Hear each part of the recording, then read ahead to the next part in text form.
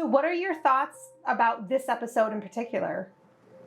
I feel it's going to open some eyes, and it's going to bring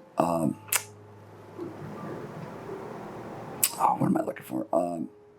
Awareness of their lives that people never heard of before, and I didn't know about them, and so it's going to be a more of an eye opener, and more for the spiritual world, psychics, and a lot of people that are in the broom closet, right, are going to be like, oh, it's not evil, and are be able to express themselves. And I think that's one of the things about these little girls that really attracted people to spiritualism. It was the fact that they were a 9 and 11-year-old. These little girls weren't getting money. They were just saying what the spirits were telling them. Well, most kids under 5 are connected with the spirit world. Interesting. Yeah. Children are curious by nature, but 2 little girls in Hydesville, New York took their curiosity to the next level when they devised a way to speak to the dead.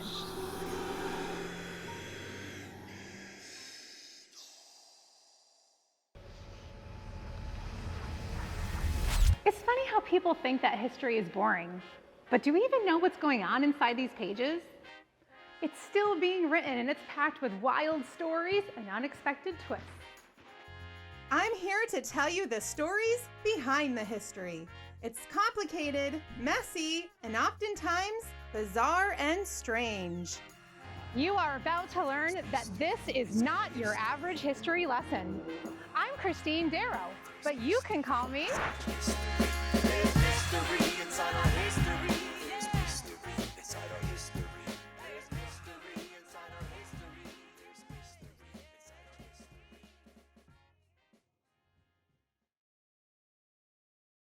Maggie and Kate Fox moved with their family to Hydesville, New York, which is about 2 hours from Watertown, in 1847, an event that would change the course of the sisters' lives forever and lead to what is now known as the modern spiritualist movement.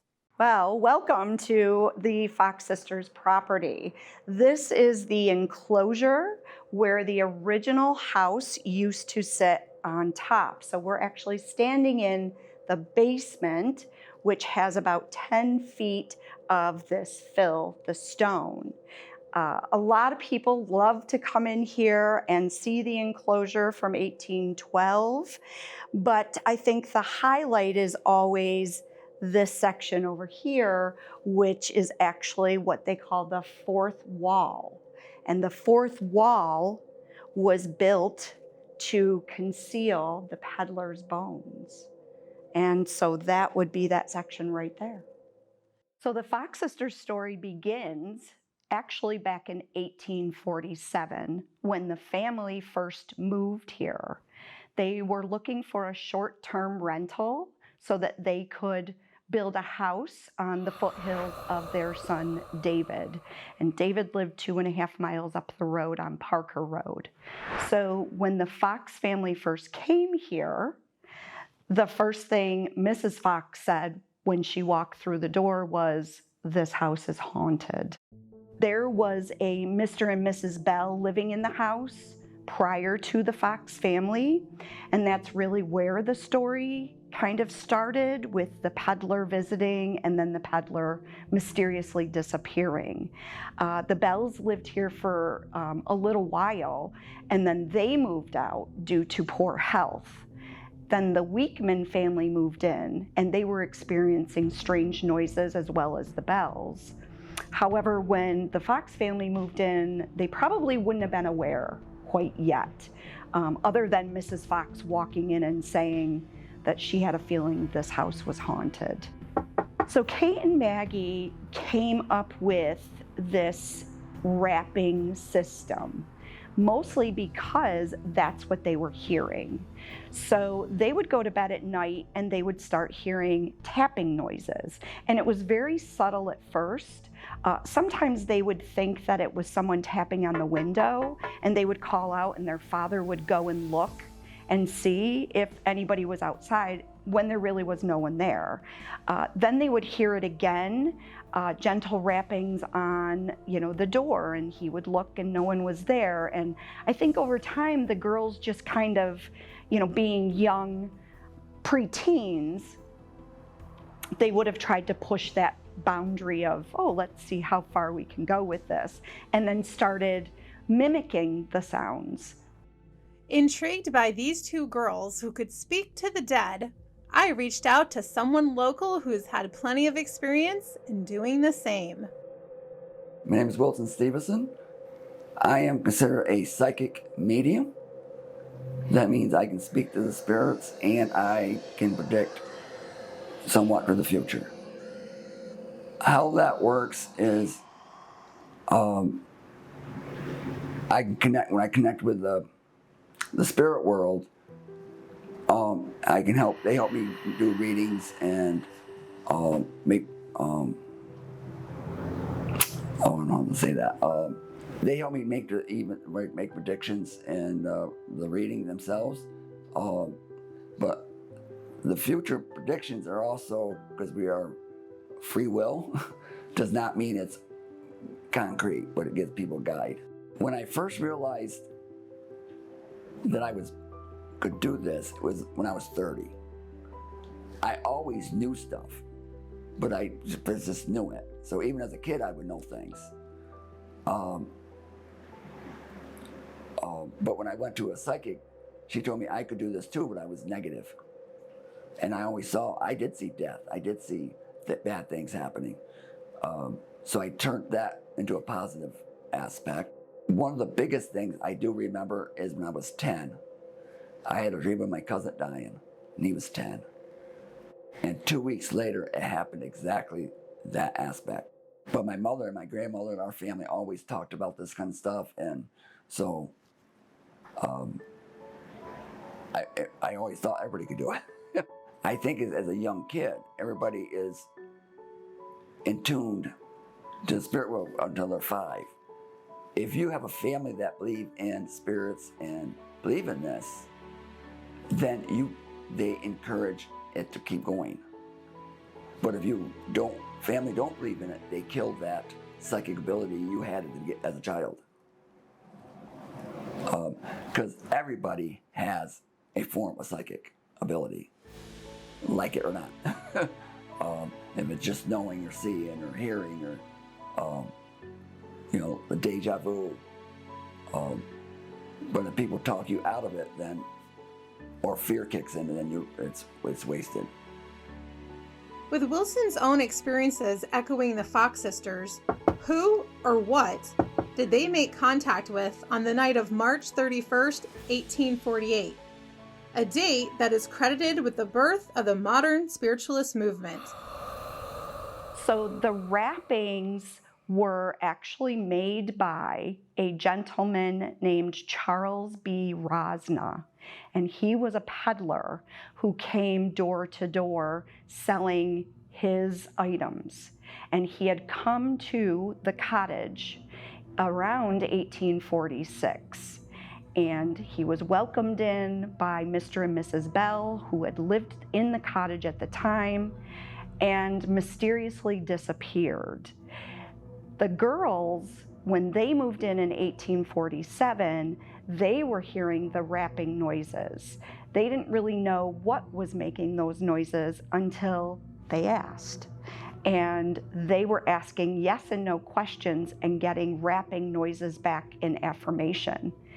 It was actually their brother David who came down, hearing about everything that was going on down here, who came up with the idea of writing letters of the alphabet on pieces of paper and having the spirit answer correctly when they pointed at different letters. And that's how they found out what his name was.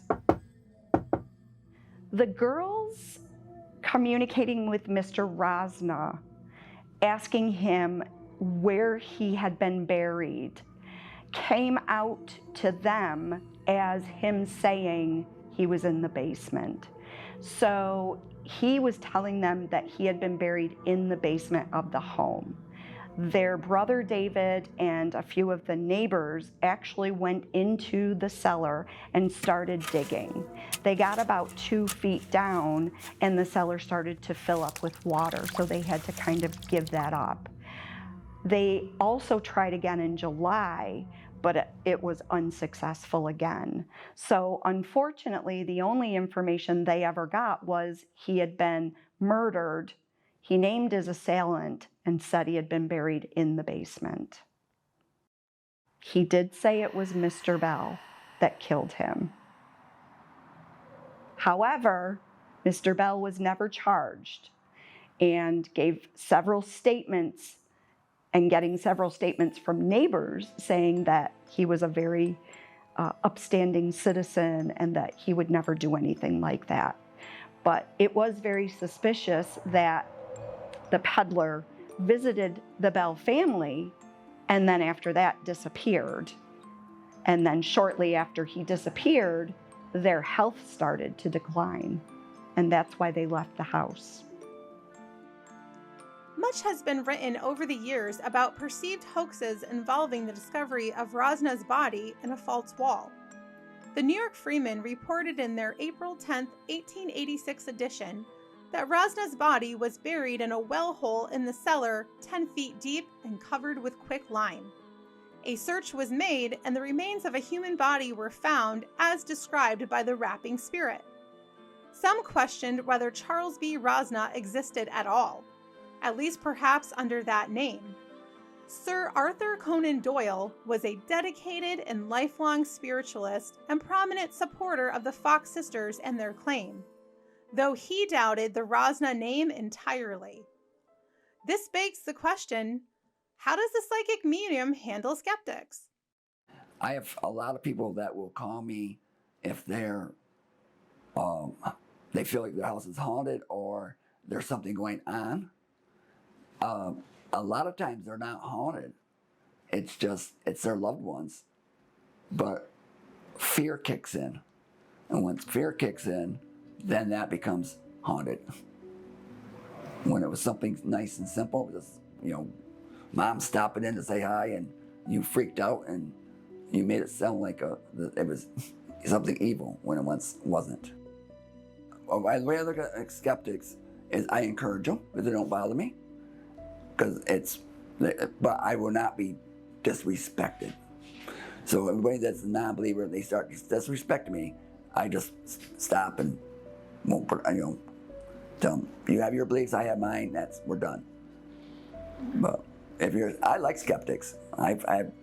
When I do group readings, sometimes there's a skeptic there because the wife dragged the husband there, and they end up getting the reading and they leave with tears in their eyes going like, we were seeing you. I've never had to deal with people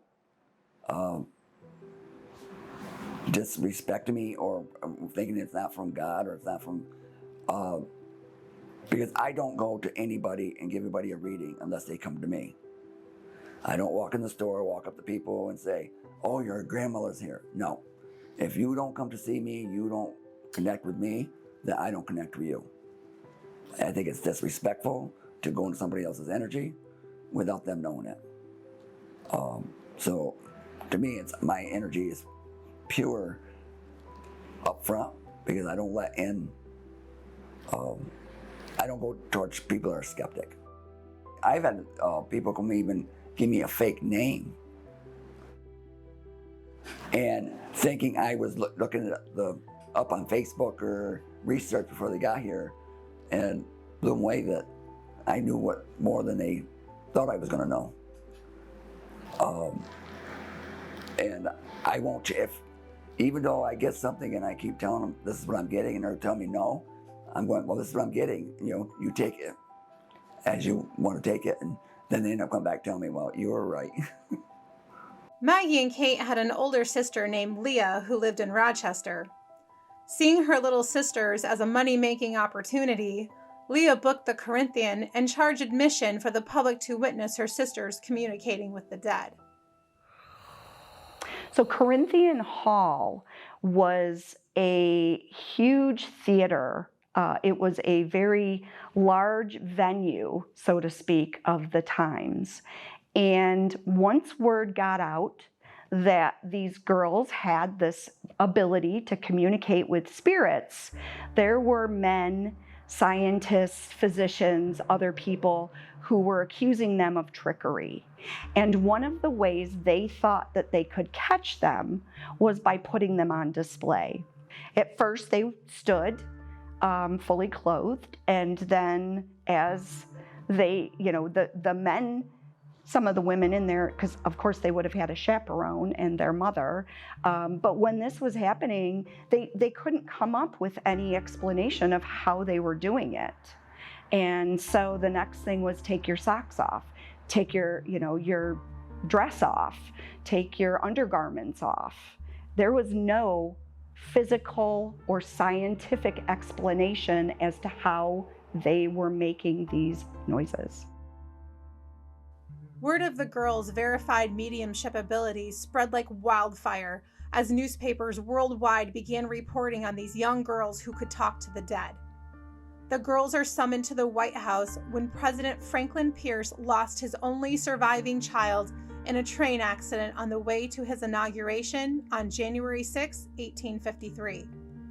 Riddled with guilt, his wife Jane Pierce enlists the help of the Fox sisters to summon the spirit of their 11-year-old son, Benny Pierce.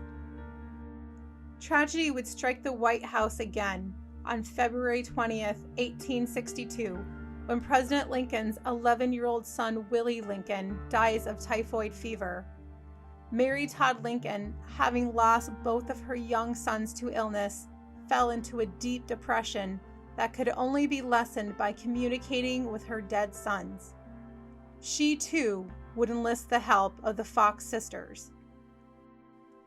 The Fox sisters were not the only mediums to visit the White House, where President Lincoln would continue to attend seances in the Red Room. He had one spiritualist medium that he consulted regularly by the name of Charles Colchester, who, ironically, was also the personal medium and friend of none other than John Wilkes Booth. During his readings, Colchester urged Lincoln to heed his premonitions of the president's assassination. As Lincoln told his cabinet members and friends, "I cannot be shut up in an iron cage and guarded. A president must go among the people. One man's life is as dear to him as another's, and if a man takes my life, he may be reasonably sure that he will lose his own." These words proved to be prophetic for Lincoln as he was shot by Booth, and then Booth was shot shortly after. But then again, Lincoln did consider himself a bit of a psychic. After he won the 1860 election, Lincoln confided in his wife that when he gazed into his mirror, he saw two reflections staring back at him. The first was solid, and the second reflection was faint and ghostly. He interpreted this to mean that he would serve out his first term, but would be assassinated during the second. Colchester was so insistent that the president would be murdered that after the assassination of Lincoln, the police issued a report wanting Colchester for questioning. Colchester fled Washington, D.C. to New York, where he was promptly arrested. Not for the murder of Lincoln, but for operating without a license nor paying taxes. Colchester was eventually tried and found guilty in a Buffalo court. Silence in the court! Following President Lincoln's assassination in 1865, the Fox sisters' lives were marked by increasing hardships. Both Kate and Maggie struggled severely with alcoholism and faced financial instability, leading to public disputes and personal decline, not to mention disavowing the very movement they created. So as the girls got older and became women, Maggie actually met an Arctic explorer when she was around 16. He was quite a few years older than her, but they fell in love.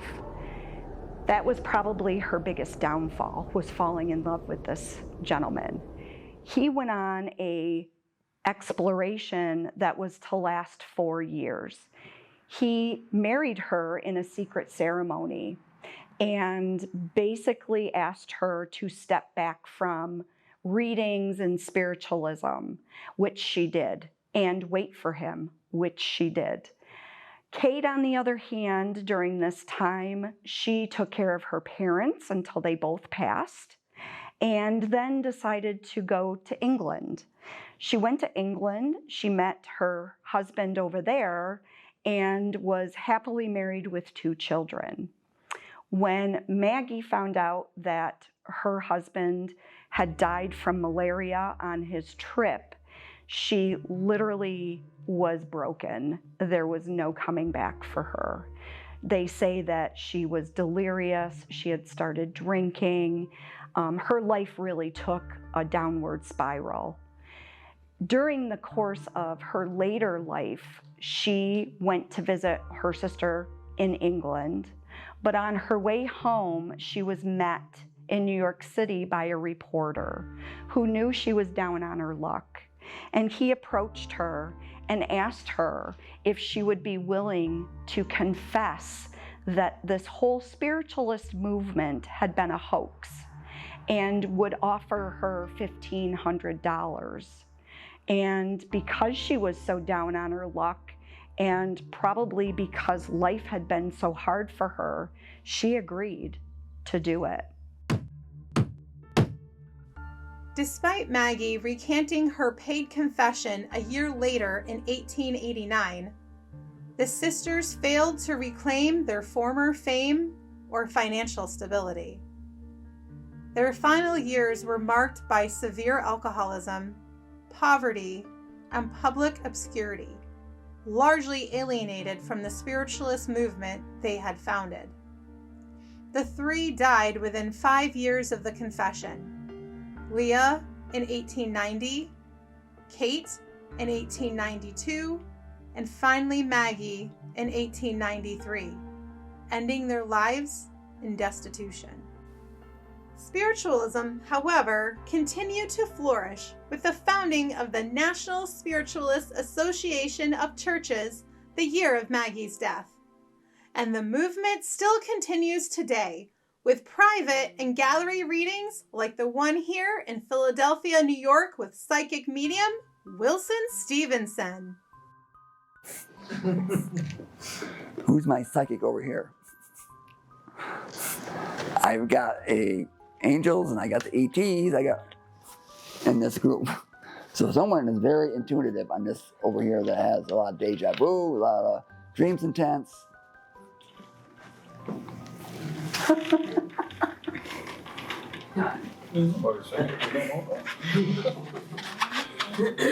have a lot of deja vu. You be thinking about somebody and they call you or show up?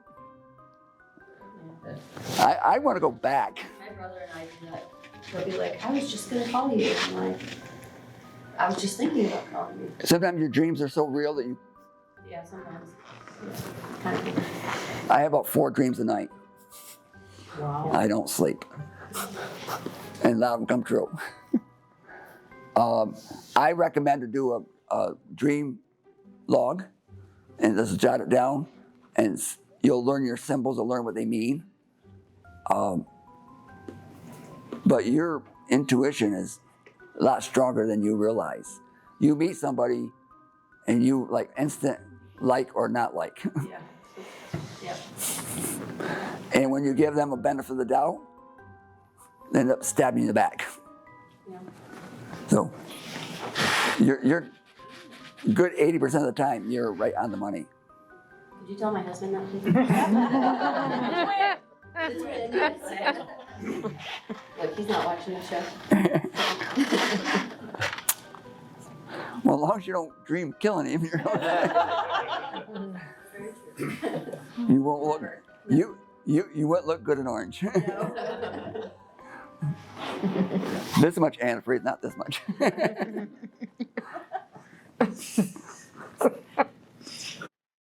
But then don't come see me afterwards. To understand spiritualism today, it is important that historians such as Tracy Murphy preserves this heritage for others to appreciate. The only thing I would like to add that I would love to show you is actually two of the things that I have that are very precious to me. And one of them, when we were doing the dig of our property, the whole enclosure was underground. You could not see any of it unless you knew what you were looking for. And we were able to come when they were doing the dig out. And one of the neat things that we found was the skeleton key that we believe went to the front door. Oh, wow. So we think this is the key that goes to the front. I met this woman who called me up one day and said that she had found something in her great aunt and uncle's dresser drawer. Now, the story is her great aunt lived down the street or down the road, actually lived down the road from me. And when she was a young girl, her and her sister came here to the property in 1916 when they were taking the original house apart to be transported to Lilydale. And that said great aunt took one of the boards from the original house and wrapped it and kept it in her drawer. And then when she passed, they found it, and this person called me and said, "I have something that belongs to you." She even wrote, "Board from Hydesville Spiritualist House." And the minute she laid it in my hands, I knew. I just knew. This is the only piece from the original house that we have because the original house burned in Lilydale. So these are very special things. They don't normally stay here. I do bring them home because we don't want to lose them, and they're just very, very sacred to me. I met Wilson at a gallery reading just like this, where he picked me out of the audience and told me that I was going to have 2 sets of twins in 2 years and that the oldest set were going to be girls. Today, my twin girls are 15 and my second set of twins are 14. Coincidence? You decide. Till next time, I'm your host, Christine Darrow.